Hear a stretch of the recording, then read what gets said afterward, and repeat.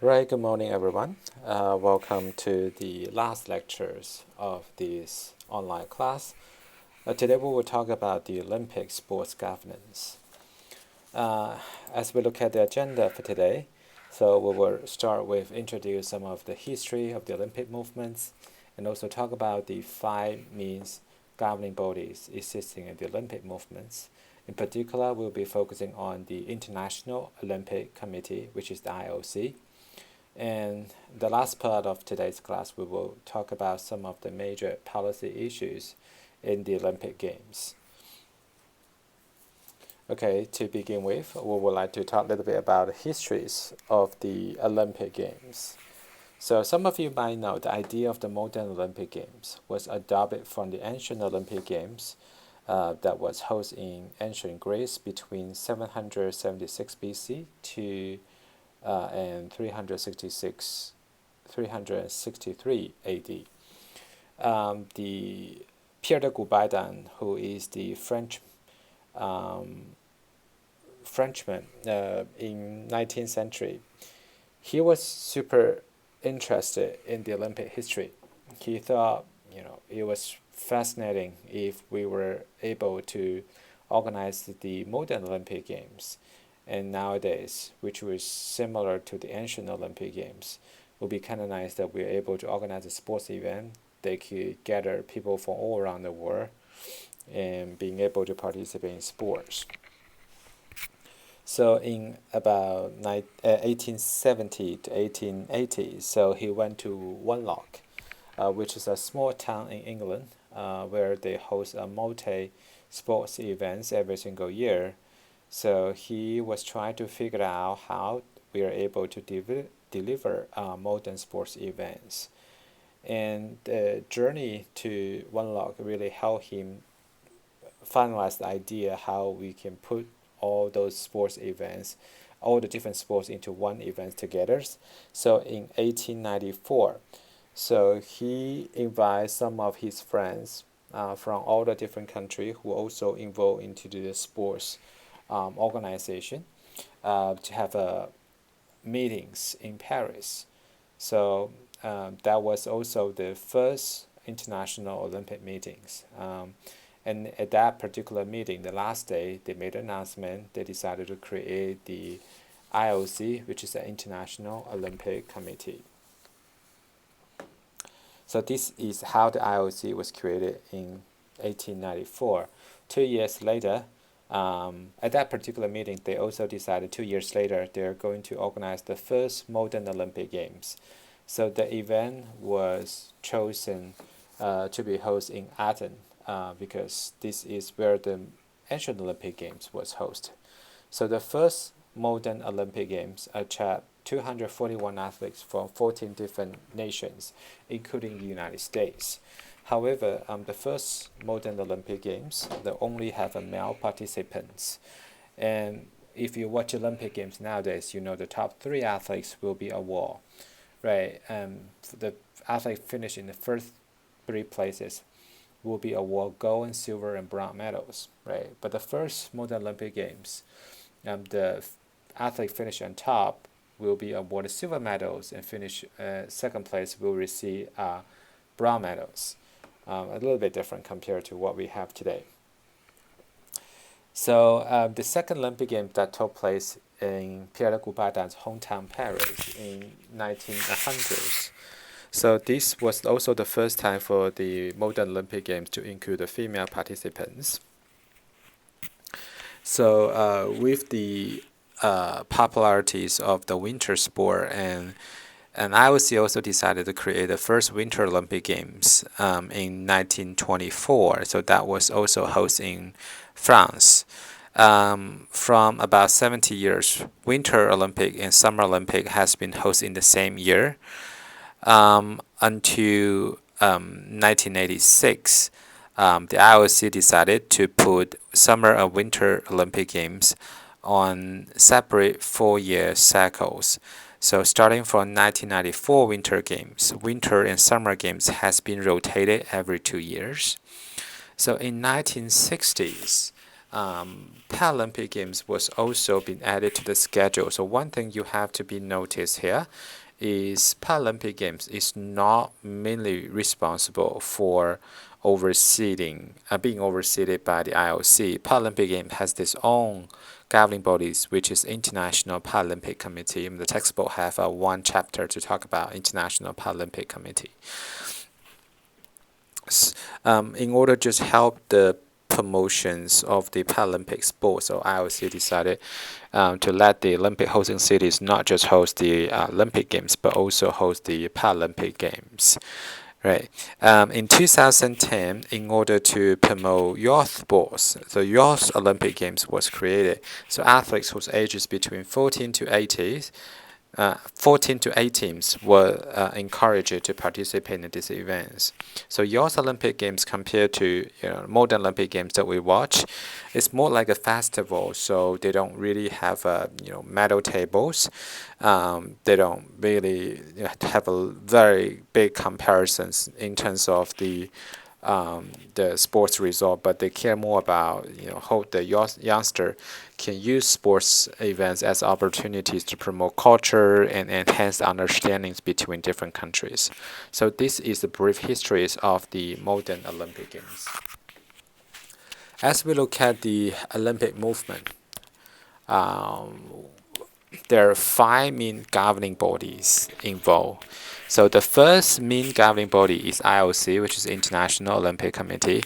Right? So IOC, their job is to oversee the development of the Olympic sport, so for all around the world. Of course, IOC is also responsible for overseeing the organization of the Olympic Games. So you have to know IOC is not organizing the Olympics, but he oversees how the Olympic Games has been organized. So that's the difference. Right, under IOC, it has 2 very important Olympic governing bodies. One is international federations, we call IF. So IF is responsible for the integrities of their sports on the international levels. So basically, Olympic Games, summer and winter. So currently, the summer games has about 34 sport has been included in the 2020 Tokyo Olympic Games. Right, 32 sport may have like 30 international federations. So the federations basically oversee one particular sport and how this sport has been developed around the world. So one of the really well-known international federation is FIFA, right? FIFA, a lot of you should know that FIFA is a governing body for soccer. So they basically oversee how soccer has been developed all around the world. And also they have their own events like FIFA World Cups and FIFA Women's World Cups. So giving the team the opportunity not just participate in the Olympics, but also participate in other events as well. Right, and also FIFA determine the rules. So what team can qualify for the World Cups, what team can qualify for the Olympic Games, soccer games. Right, so those rules has been decided by FIFA. Right, so FIFA is one of the international federations. So they basically oversee the one particular sports in the international stages. So under the IOC, they also have an NOC, which is the National Olympic Committee. So National Olympic Committee, so they basically responsible for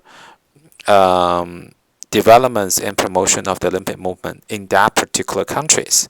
So using US as example, so we have a US OPC, we did talk about previous lectures, right? U.S. Olympic and Paralympic committees. So those are the governing bodies in the United States. So they are responsible for developing the Olympic sports or sports as a whole in their represented countries.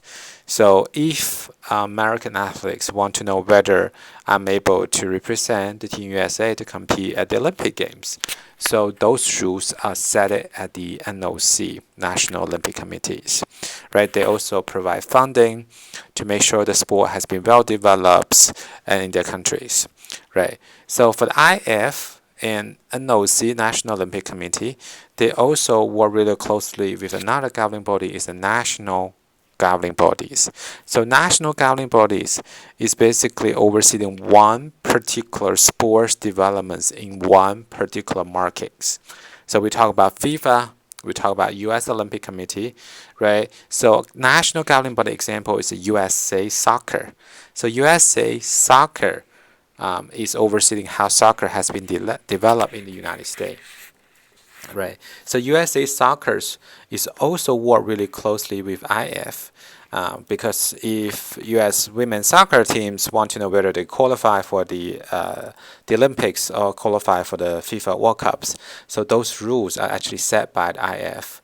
Right. USA Soccer also has a very close connection with US Olympic Committee, because US Olympic Committee every year they will distribute the funds to help the development of the soccer in the United States. So they also work really closely with the NOC as well, USOC as well. So also how these US men's soccer team to be selected to compete at the Olympics, and how women's soccer teams have been selected to compete at the Olympic Games. So USA Soccer will have to work really closely with the NOC to make that decisions. Okay, so this is about NGB, the national governing bodies. Basically, it's one particular sport or multiple sport, how they has been developed in one particular markets or countries. So the next governing body is called Organizing Committee for the Olympic Games. It's called OCOG. Look at the name. OCOG is basically organization that mainly responsible for organizing the Olympic and Paralympic Games. So IOC is not responsible for organizing the Olympics. OCOG is organizing the Olympics. Some students might know that Los Angeles will be hosting the 2028 Olympic Games. So when IOC award the Olympic Games to Los Angeles, so Los Angeles need to organize OCOG, which is Organizing Committee for the Olympic Games, and how they are able to organize these OCOGs. Normally, they will get a lot of support from the National Olympic Committee, which is the U.S. Olympic Committee. They give them a lot of support and resources and help them to organize the OCOG.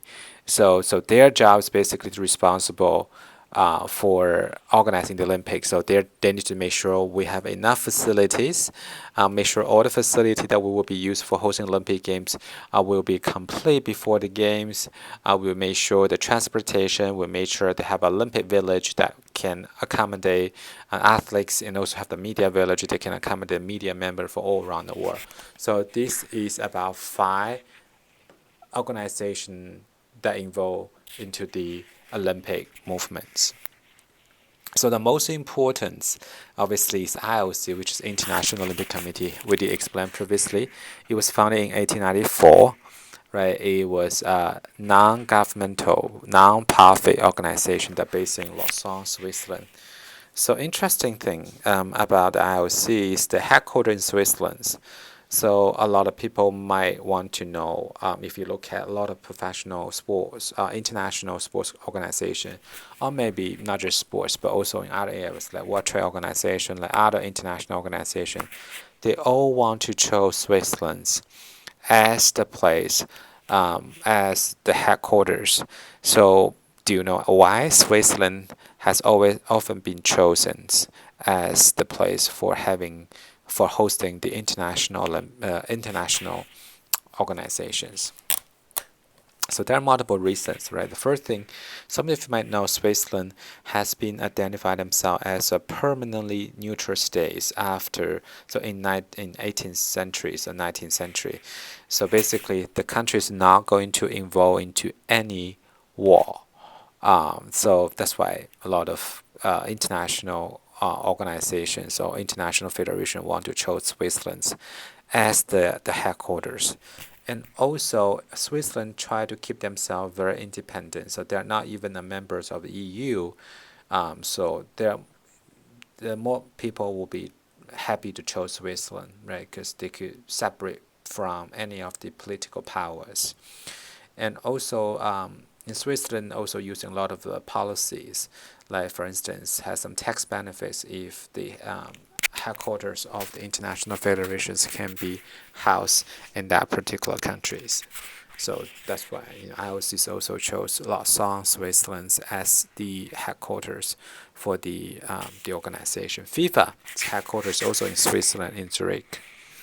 right? So for the IOC, one of the very important things is Olympic chapters. So the Olympic chapters basically introduce all those fundamental rules, principles, and bylaw that are adapted by the IOC.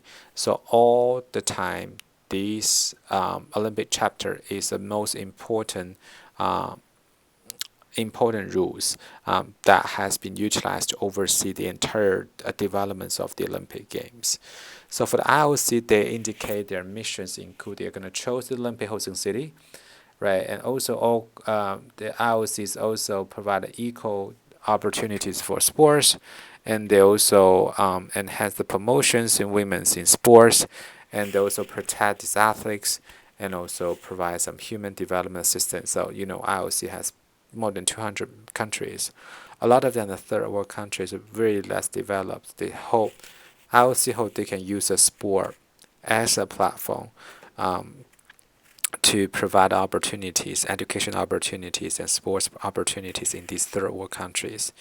And last thing is IOC has Olympic truce. So what's Olympic truce? It's basically IOC reach agreement with the United Nations. So during the Olympic Games, any wars, including civil war, must be stopped during the Olympic, which is including Winter and Summer Olympic Games. So this is about brief information about IOC. For the IOC, when we look at their governance, right, there are two very important sections we would like to talk about. So if you look at the IOC, you find out there's a president, IOC president, which has been considered as the most powerful persons in the Olympic war. So under the president, they also have an executive board, and also they have a sanction. So sanction has been considered the supreme bodies of the IOC. Sanction that has been held once a year has been attended by the selected IOC members. So for all these IOC members, they make up of athletes, leaders of international federations and national Olympic committees, and also they include some of the politicians and some of the businessmen. So it's about 1/3 of the IOC members they are athletes, and also 1/3 of the businessmen, and then another 1/3 the leader of the international federations and national Olympic committee. So they make up about 120 IOC members. So every year, Olympic Games is actually IOC sanctions are gonna have the meetings. So they're gonna talk about some of the very major issues in the Olympic movement. So, for instance, in the sanction, there are two very important decisions they have to make. First decision is they decide who is going to be IOC president. So, sanction is selecting the members of the executive board, and also sanction they will select who is going to be the IOC presidents. Right? Sanction also during the sanction they're also going to make another very important decision is they will have to talk about which cities will be selected to be hosted for the summer and winter Olympic Games, and also including Youth Olympic Games. So all the decision has been made in the sanction. So sanctions basically made the most important decision in the Olympic war. So its main function is to adapt, modify, and interpret the Olympic chapter. So any rule that needs to be changed in the Olympic chapter that will have to go through sanctions. Decide on the sanctions. So sanctions is basically the most important powers in the Olympic movements. Right. In addition to the sanction, we also have an executive board. Right. So when we look at the structure, right, executive board is actually in between presidents and the sanctions. So for the executive board founded in 1921, that include president, 4 vice president, and 10 other members. So the VP and 10 other members need to make sure these 15 members they are actually coming from a completely different country, completely different continents. Make sure they're well presented. So this is what the executive board structure will look like. So for the executive board members, so they are selected by sanction for a 4-year term. They can stay in this position for like 8 years. So their main responsibility is they're managing IOC finance, preparing the annual report, submitting the name recommended for the IOC memberships, and also establish the agenda for the IOC sanctions. So compared to sanctions, so sanctions they meet once a year, right? So executive committee they meet more often because you only have 15 people. So it's very easy for you to gather 15 people together in the meetings instead of getting 120 people from all around the world together for having a meetings, right? So so sanctions they meet more often. So they talk more about like IOC's financial issues and to prepare some of the annual report that can be shared with all the IOC members to help them to understand a little bit about the current state of the IOC movements. And also sometimes some of the IOC members, maybe they old enough, they gonna retire or they pass away. So sanction will also going to recommend some of the IOC members to let them to recommend them and to be selected and get involved into the decision making process on the sanctions, right? So this is about the president, executive board, and sanction. So you have to know about the relationship between the three, right? Speaking of the president, the currently IOC, Thomas Bach is the president. He's the ninth president in IOC history. If you look at the IOC presidents, majority of them are European. So only one president who is not Europeans are from the United States. That was in 1950s and 60s. So that's why a lot of people say the center of the Olympic movement is actually in Europe. Speaking of the current IOC president, Thomas Bach, he is the first Olympic champion that has been selected as the IOC president. So he was a very successful fencers before. So he participated in 1976 Olympic Games, win the team gold medals at the Olympic Games. So he is the first one, is only the only IOC president who won the Olympic golds in the past. So that's a kind of interesting fact about him. He's from Germany. He is a lawyer.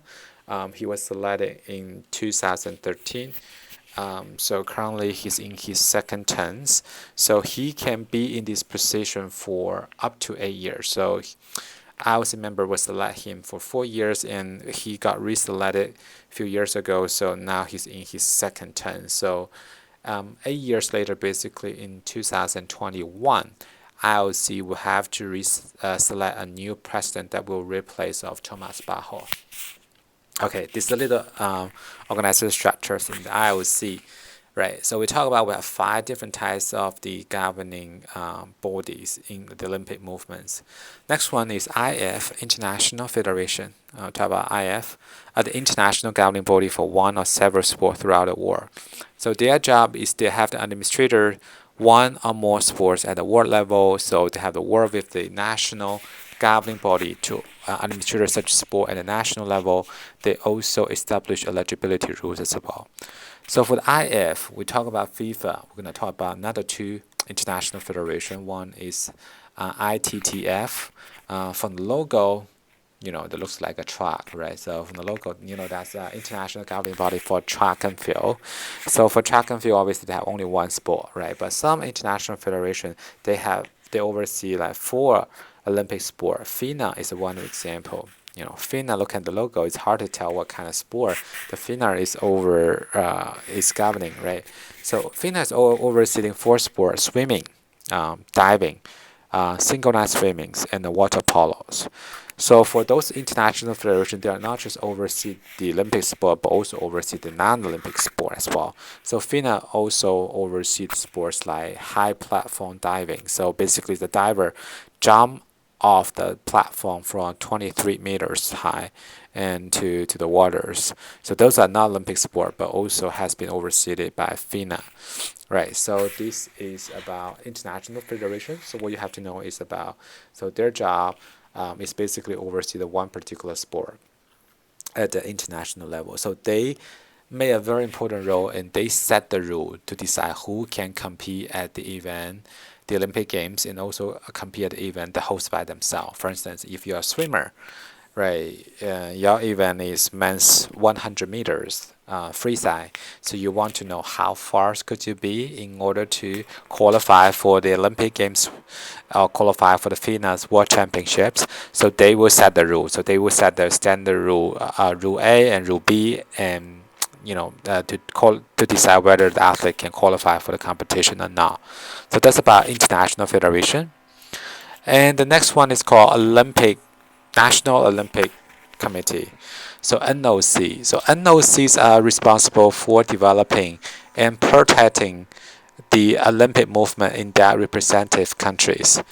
NOC, they basically generate resources in supporting the athletes, and they help with the training of both athletes and sports administrators, and also designate a city that might be to the future Olympic Games. So we have different types of the NOC existing in the world. So we have a Canadian Olympic Committee, right? So they have a separate governing bodies for Olympic Games and the Paralympic Games. We also have a U.S. Olympic and Paralympic Committee. So we have a committee that oversees not just Olympic sport, but also the non-Olympic sport, right? So those are the differences. For the National Olympic Committee, right, they have a three main role as we mentioned previously, right? They provide a lot of resources to help the athlete prepare for the Olympics, right? They select the athlete. They work with the NGB to select athletes, right? And if the city they want to host the Olympic Games, they will have to, let them know first, and they will let the IOC know which cities from their countries want to host the Olympic Games. So we'll give you an example for the National Olympic Committee. It's a U.S. Olympic and Paralympic Committee. It was founded in 1894, right? So it's the headquarters is in Colorado Springs, but when the USOC was founded, the headquarters was actually in New York City. So that's a really important law in 1978 that passes called 10 Swenson's Olympic and Amateur Sports Act. And this law passed in 1978. So this law is basically decided USOC. It was called USOC, but it changed name in 2019, become a USOPC.